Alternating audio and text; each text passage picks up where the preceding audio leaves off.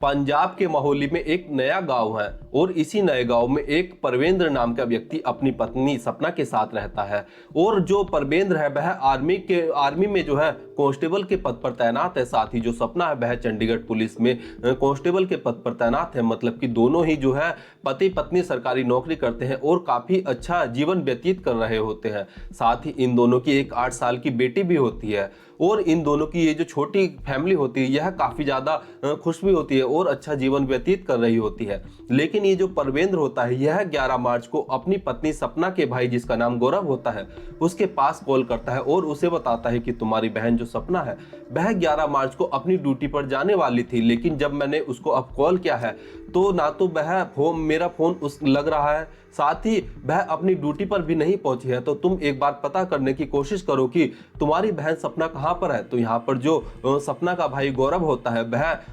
जो उसकी बहन सपना होती है उसकी एक फ्रेंड जिसका नाम उर्मिला होता है उसके पास कॉल करता है और उससे पूछता है कि क्या तुम्हें सपना के बारे में कुछ पता है। तो वह बताते हैं कि आज सपना तो ड्यूटी पर नहीं आई है, लेकिन वह जो है काफी ज्यादा परेशान लग रही थी और वह बोल रही थी कि वह मनसा देवी के मंदिर पर जाएगी। तो यहाँ पर जैसे ही गौरव इस बात को सुनता है तो वह तुरंत इस बात को सुनकर जो है मनसा देवी मंदिर पर पहुंच जाता है। ये जो मनसा देवी मंदिर है यह हरियाणा के पंचकुला में स्थित है। अब जैसे ही गौरव मनसा देवी के मंदिर पर पहुंचता है तो वह देखता है कि जो परवेंद्र की कार है वह मनसा देवी के मंदिर की पार्किंग में खड़ी हुई है और वहां पर परवेंद्र मौजूद नहीं है।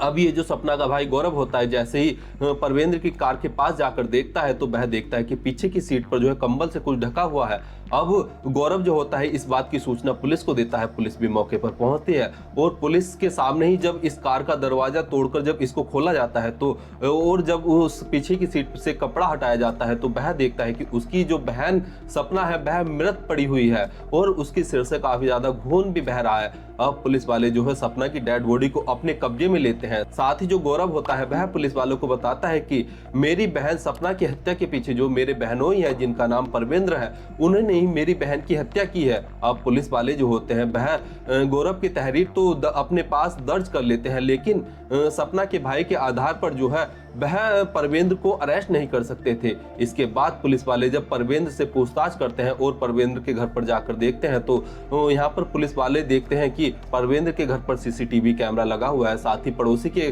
घर के पास ही सीसीटीवी कैमरा लगा हुआ है। अब पुलिस वाले जैसे ही परवेंद्र के घर का सीसीटीवी देखते हैं तो वह पाते हैं कि परवेंद्र के घर का जो सीसीटीवी है वह 2-3 दिन से बंद पड़ा हुआ है। साथ ही जब पुलिस वाले पड़ोसी के घर का सीसीटीवी चेक करते हैं तो वह देखते हैं कि उनके घर के भी कैमरों के जो सीसीटीवी कैमरों के जो तार है वह कटे हुए हैं। अब पुलिस वाले जो होते हैं वह काफी ज्यादा हैरान परेशान हो जाते हैं। साथ ही पुलिस वालों का जो शक होता है वह परवेंद्र के ऊपर भी चला जाता है। अब पुलिस वाले उससे सख्ती के साथ पूछताछ करते हैं। तो यहाँ पर जब परवेंद्र पुलिस वालों को कुछ नहीं बताता है तो पुलिस वाले जो होते हैं जहां परवेंद्र नए गांव में रहता था वहां पर जो और घरों पर सीसीटीवी कैमरे लगे होते हैं तो जब पुलिस वाले उन सीसीटीवी कैमरों की फुटेज चेक करते हैं तो पुलिस वालों को जो है सुबह के 5:18 पर जो है एक कार परवेंद्र ले जाता हुआ दिखाई पड़ता है और परवेंद्र ने अपने हाथों में जो है सफेद कलर के ग्लव्स पहने होते हैं। साथ ही जिस कार को वह ले जा रहा था वह परवेंद्र की ही कार होती है और उस कार में जब पुलिस वाले जब पीछे की सीट पर जो है सीसीटीवी कैमरों पर चेक करते हैं तो सेम वही चीज जैसे कि पंचकुला के मनसा देवी मंदिर पर जो कपड़े से ढकी हुई होती है, मतलब कि सपना की डेड बॉडी जो होती है वह परवेंद्र जो है कार के पीछे ही कंबल से ढककर ले जा रहा होता है। अब पुलिस वाले जो है इस चीज को जैसे ही देखते हैं तो वह परवेंद्र की जैसे ही पकड़ने के लिए जाते हैं तो परवेंद्र जो है अपने घर से फरार हो जाता है। तो पुलिस वाले जो है परवेंद्र की जो है तलाश करना शुरू कर देते हैं और पुलिस जो है अपनी सर्विलांस टीम को भी एक्टिव करती है। साथ ही जब सपना की डेड बॉडी परवेंद्र की कार से मिली थी तो पुलिस वालों को जो है सपना का आईफोन भी उस कार के अंदर से मिला था। अब पुलिस वाले जैसे ही उस आईफोन को जो खोल कर देखते हैं तो पुलिस वाले जब सपना के व्हाट्सएप को ओपन करते हैं तो उसमें जो पुलिस वालों का एक व्हाट्सएप ग्रुप होता है उसमें लिखा होता है कि सपना जो है 12 तारीख को जो है जो राष्ट्रपति है उनकी सुरक्षा में जो है उसकी ड्यूटी लगी हुई है। मतलब कि ये जो सपना होती है यह एक काबिल पुलिस वाली होती है और अपनी ड्यूटी को जो है बखूबी निभा रही होती है और वह जो है अपनी काबिलियत के दम पर ही राष्ट्रपति जैसे व्यक्ति की जो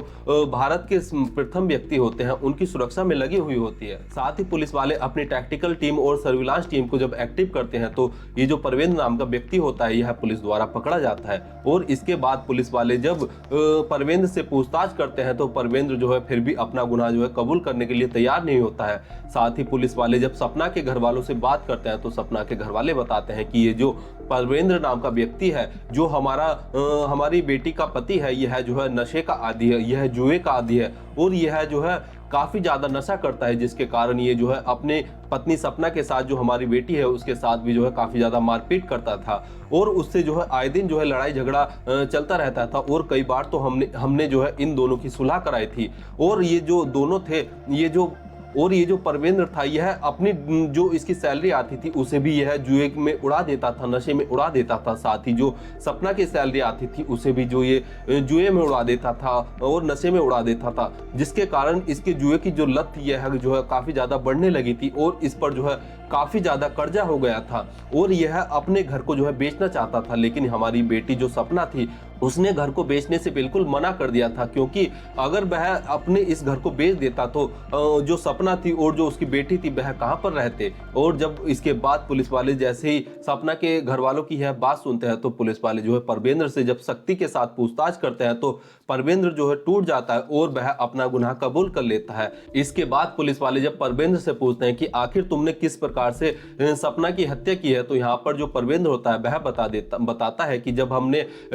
10 मार्च की रात को जो है डिनर किया था तो हमने डिनर में खाना खाया था, केक खाया था और कोल्ड ड्रिंक भी पी थी। तो कोल्ड ड्रिंक में मैंने पहले से ही एक नशीला पदार्थ मिलाया हुआ था, जिससे कि जैसे ही ये जो कोल्ड ड्रिंक को सपना पीती है तो वह बेहोशी की हालत में चली जाती है, जिसके कारण मैं जो हूँ सपना का गला घोटकर उसकी हत्या कर देता हूँ और उसके बाद एक लोहे की रोड से सपना के सिर पर काफी सारे हमले करता हूँ, जिससे कि उसकी जो है ऐसा लगे कि उसकी किसी ने हत्या कर दी है। और इसके बाद जो है मैं 5:18 पर अपनी कार में सपना की डेड बॉडी को रखकर जो है अपने घर से, जहां मैं नए गांव में रहता हूं वहां से 25 किलोमीटर दूर पंचकुला में मनसा देवी मंदिर की पार्किंग में अपनी गाड़ी को छोड़कर वापस अपने घर पर 6:32 पर जो है आ जाता हूं। और